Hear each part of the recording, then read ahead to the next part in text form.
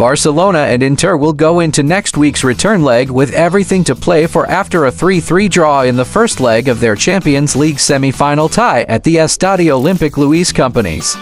Hansi Flick's side have regularly taken early leads in their matches this season, but on this occasion, they were the ones to fall behind in quick fashion. The opening goal came after 30 seconds, and it was scored by Inter's Marcus Thuram. 20 minutes later, Inter doubled their lead, with Dumfries turning scorer on this occasion. A corner was met by the head of Francesco Acerbi, and the Dutch wing-back managed to volley into the back of the net from close range. But fortunately for Barcelona, they scored very soon after as Lamine Yamal finished off a wonderful solo move. The 17-year-old sensational almost didn't start the match after pulling up in the warm-up, but the Catalans were very thankful that he was okay as he took the ball past several Inter defenders before firing in via the post. And soon after, Barcelona brought themselves back level. Pedri crossed for Rafinha, who headed into the path of the onrushing Ferran Torres, who finished from close range to ensure that the match was all square going into half-time. Barcelona had all of the momentum, but Inter were the team to go 3-2 up as Dumfries scored his second. It came from another corner as he found his way past Wojciech Szczesny once again. But just 2 minutes later, the hosts brought it back to 3-3 as Inter goalkeeper Jan Sommer scored an unfortunate own goal following a ferocious strike from Rafinha. Now let's analyze the game through tactical view, as Barca were vulnerable in the set pieces, conceding 2 from set pieces. 5 goals in last 7 games now from set pieces, which is a concern for Barca now. Just 30 seconds in, we conceded a goal after a sequence of minor mistakes from our players. It started with Frankie, who for some reason lost an aerial duel to Lautaro, a player not only shorter than him, but also behind him. Lautaro then got the ball to Thuram and Inigo allowed him to easily receive with his back to goal and then turn and lay off the ball, something centre-back should never allow their striker to do. Then Martin gives Dumfries too much space twice. On the second cross, Thuram finishes, Ego slips, Szczesny reacts late. Our players were less focused than usual. It was an avoidable goal. After that, Inter applied occasional pressing, but mostly sat deep in their 5-3 to defensive shape. The good thing is that as we've seen all season, we didn't mentally collapse after conceding. We kept playing our football, controlling the game and looking for a way to come back. Inter clearly targeted our weak left side without bailed, overloading the right. Lamine was constantly marked 1v2 by DeMarco and Mkhitaryan, with Bastoni covering behind, and we offered Lamine no support. Count wasn't overlapping, and neither Olmo nor Rafinha leaned there to help. However, Inter's structure had a flaw. Thuram and Lautaro stayed a bit advanced to mark our centre-backs. It was Inter's midfielders who had to mark our pivots, leaving Olmo, Ferran, and Rafinha in the half spaces without tight marking. Both Ferran and Olmo got some chances from this. The reason Inter used this setup was to have both strikers ready to launch counterattacks, either to receive long balls or make runs behind Barca's high line. But Flick took the risk and opted for man-to-man pressing, which is more aggressive but risky, and it worked. Ferran on Acerbi, Yamal on Bastoni, Rafinha on Bissek, Olmo on Haken, Pedri on Barella, Frankie on Mkhitaryan, Martin on Dumfries, and Count on DeMarco. This worked because Inter didn't use their usual rotating build-up. Centre-backs and midfielders rarely swapped roles, because they knew with our intense press, we will inevitably win the ball in dangerous areas, and if we do that with their centre-backs out of position, things could get ugly. So Inzaghi played safe while Flick took the gamble, and it paid off as they didn't create much, but they still managed to score a second goal from set pieces. Putting Olmo to mark Dumfries was a stupid decision, and it costed us. Yet again, despite being 2 goals down, we didn't collapse. Finally, Lamine got some support from Count. It was still a numerical disadvantage, but Count's runs forced DeMarco to stay wider, creating a bit of space for Lamine, who brilliantly exploited it to score the equalizer. And from that goal onwards, Lamine started destroying DeMarco and Mkhitaryan, even 1v2.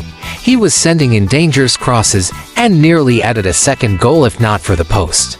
A key tactical shift from Inter came after their second goal. Thuram and Lautaro dropped even deeper, becoming the ones marking our pivots. This made it harder for our attackers to receive between the lines, as Inter's midfielders now had more freedom to mark them.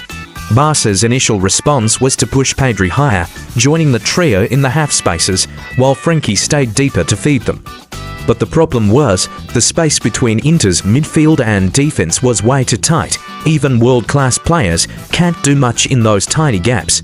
So we adapted again. Pedri dropped back next to Frenkie. Now, since he was being marked by strikers, not aggressive midfielders, Pedri had more freedom near the edge of the box, allowing him to finally unlock the low block with a brilliant pass to Rafinha, leading to our equalizer.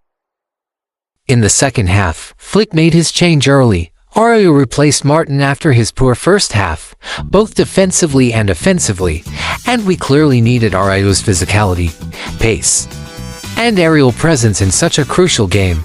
Araújo slotted in as a CB, with Ichigo moving to left back. Inter displayed a masterclass in quick diagonal passing sequences with perfect body orientation from players to receive, pass and free space. Inter set up in a 4-4. Mkhitaryan and Dumfries push on, allowing DiMarco and Bissek to act as situational fullbacks. Torres and Yamal on Inter center-backs, with Rafinha keeping optimal position between Bissek and Barella. Olmo also positions between Inter's situational double pivots. Bastoni, picking out DiMarco wide, moves Barcelona across. Consequently, the diagonal passing lanes open up. With Olmo being between the players means he's overloaded. Mkhitaryan drops wide, and another diagonal passing lane between the latter and Calhanoglu is accessible. Meanwhile, DiMarco sprints into the space generated by Mkhitaryan, dropping deeper, vacating the space behind Araújo. Teremi comes short to create another diagonal passing lane and enable third-man combination. Thuram pins Kubasi to allow Barella to come from behind. Bastoni and Acerbi split very wide, nearly as situational fullbacks as Yamal cannot arrive in time. That saw DiMarco advance and ping Eric Garcia. Bissek pushes up, dragging Rafinha with him. Mkhitaryan stays infield, pining De Jong and Pedri. That gives Bastoni a space to carry the ball. Mkhitaryan surges forward, pulling out Pedri and De Jong. That opens up a diagonal passing lane between Bastoni and Teremi. The latter stands still behind the lines. Rafinha was tasked to follow Barella inside. As a result, Inter generates an overload 3v1 against Inigo Martinez. Taremi switches play to Dumfries in space. Bissek runs on the underlap to receive behind Inigo Martinez to Vone. Inter have 6-5 players on the last line.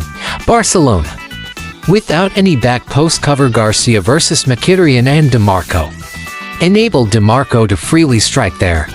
Inter look to take advantage of Teremi aerial ability.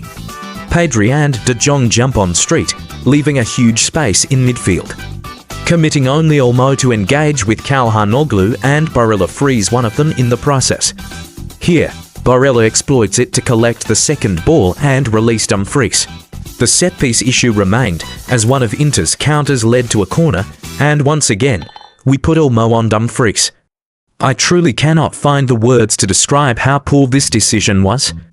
Adding to the mistake, Szczesny was caught off his line, and Inter scored a third goal. Flick encouraged more long shots after halftime. Inter's low block left space at the edge of the box, and we finally exploited it. Pedri, Lamine, and Furman all had tries. And Rafinha's brilliant strike after a great set-piece setup gave us the equalizer. Flick's subs in the final stages of the game brought more energy to our counter-pressing. Davies and Furman's arrivals made us less vulnerable to counters. Inter, now accepting the draw as a good result, allowed us to regain control in the last 10 minutes. To conclude, this was a tactical fight for the ages, a battle between two opposing philosophies, high-pressing aggressive football and defensive transition football. Both managers are experts of their own styles, and the match delivered at all levels. Many crucial factors will determine our qualification: the return of Bale, a significant improvement in set-piece defense, and an increase in our overall physical level. Who do you think will book the ticket for the finals in Munich's Allianz Arena on May 31st? Comment down below. Subscribe for more Barca-related videos.